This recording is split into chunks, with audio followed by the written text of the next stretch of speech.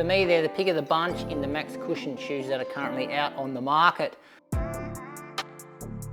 Shoe comparison I've got for you guys today. So we are going to put the Nike Vomero Plus up against the Mizuno Wave Sky 9. So I'll go through their similarities, differences and key features, and hopefully from that, that'll give you guys a great indication of choosing the right shoe for you. But before we get into it, and if you guys haven't done so already and you want to support their channel, make sure you hit that subscribe button. And in the specs, they're both neutral road running shoes, certainly in that max cushion category. Now, evenly priced there in the US, as you can see, but you're going to have to pay a little bit more for the Mizuno here in Australia. Now, what's interesting there about the weight, so in the hand, they feel pretty evenly matched, but I must say when you're running in the shoe, the Mizuno feels like it's less bottom heavy, so a more balanced shoe, but the Vomero Plus feel like it's like the more nimble shoe on the foot, but I'll go into that later. Now, in the stack heights, again, really evenly matched, but I must say that I do feel slightly higher off the ground in the Vomero. And in the drops as well, that is noticeable. It's only 4mm difference, but you can certainly notice it on the run. And in the uppers, so what we've got going on here with the Vomero Plus, so engineered mesh here, it's a bit of a double layer. It is quite thick, but the breathability is quite good. Solid heel counter at the back, a plush amount of padding around the heel collar, a really plush padded tongue. The tongue is not gusseted. With our lacing system, no eyelets, but they do have a little eyelet at the top where you can do the runner's knot. They are using these cables that the laces weave through. It does a really good job of creating a midfoot lockdown. I don't get any heel slippage in the back. In the fit, so this one is quite generous. So in the fit, true to size in the length, I'm going to say the toe box is on the wider side. And there's a good amount of toe box volume as well.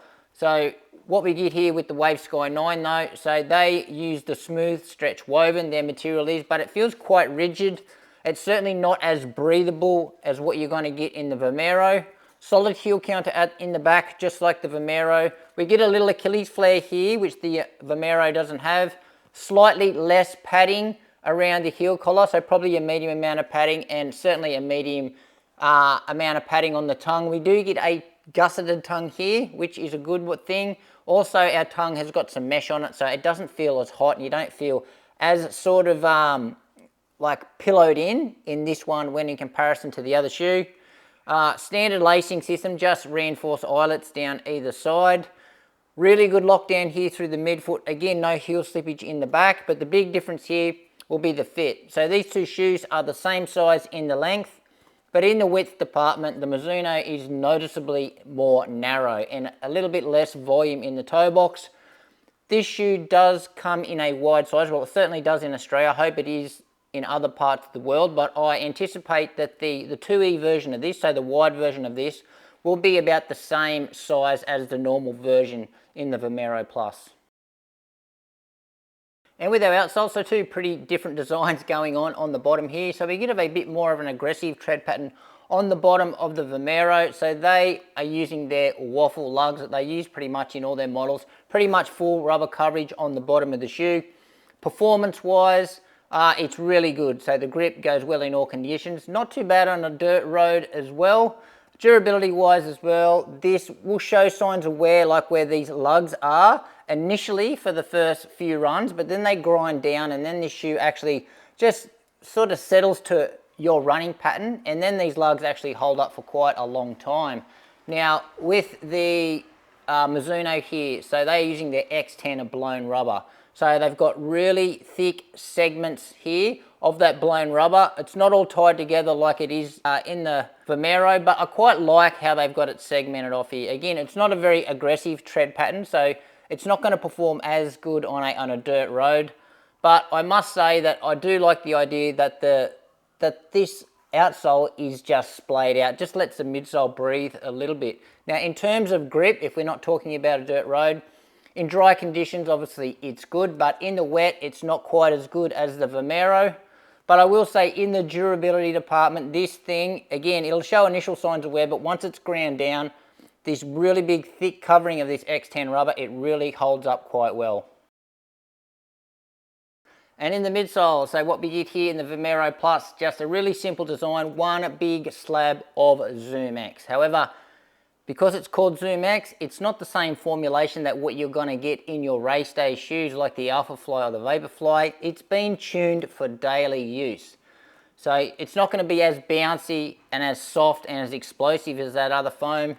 Just turned down the dial a little bit in this one. So no plate or anything in this shoe. Rigidity wise though, it's got a bit of flex there through the forefoot, which is not too bad. And in the geometry department, we do certainly have a 4-foot rocker here, which is evident on the run. Probably not super late, not super early, somewhere in the middle. And we've got a little bit of a rear foot rocker here as well. Now, what we've got in the Mizuno, so Mizuno Energy NXT is the foam that they've got, but dual density foam, 2 types of foam, even though the foam's called the same thing. Our top layer here is their nitrogen injected foam of that next foam.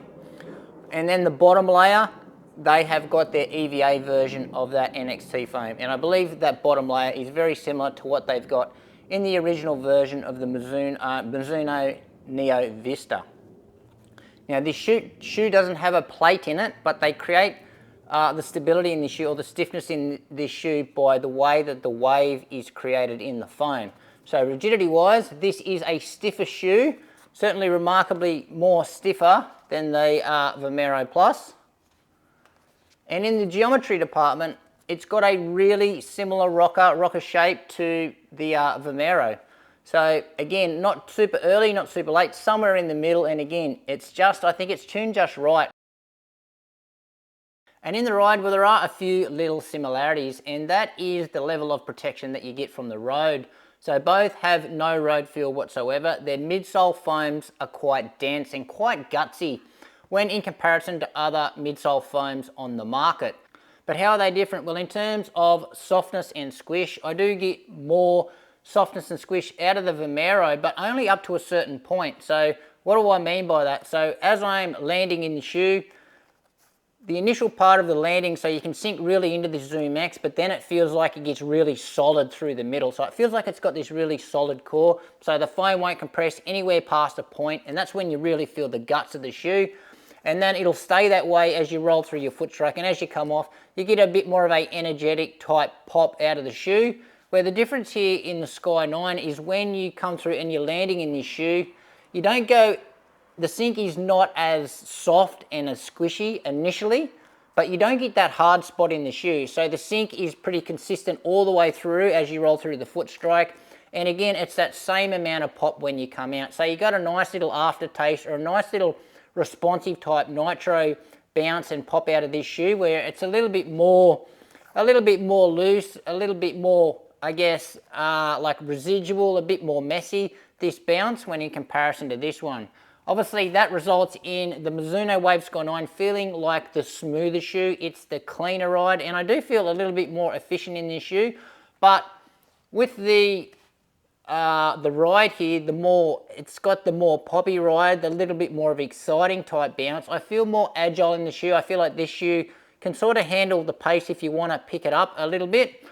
And in terms of stability, the Wave Sky 9 feels like the much safer shoe here. Certainly when you're running over little twigs and pebbles and so forth, you don't feel like you're as prone to having a rollover than what you do certainly in the Vomero.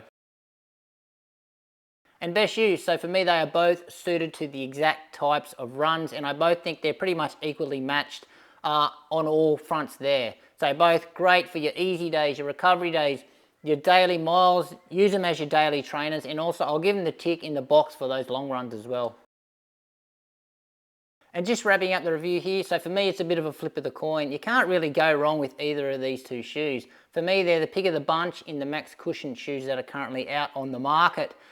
Just remember, the Vomero Plus, it's going to give you probably slightly more softness, a little bit more bounce. It's going to feel a little bit more agile on the foot. It can probably get up and going a little bit easier than what you can in the Sky 9. This shoe, smooth, soft and stable. So a little bit safer of a ride here. Now, this shoe, remember, does come in a wide version, but the overall fit is much more narrow than what you're going to get here in the Vomero. But anyway, guys, that's it from me. Any questions you've got regarding these two shoes, how they relate to anything else, hit me up in the comments. Thanks for watching. Make sure you give this video a like, subscribe to the channel, and we'll see you next time.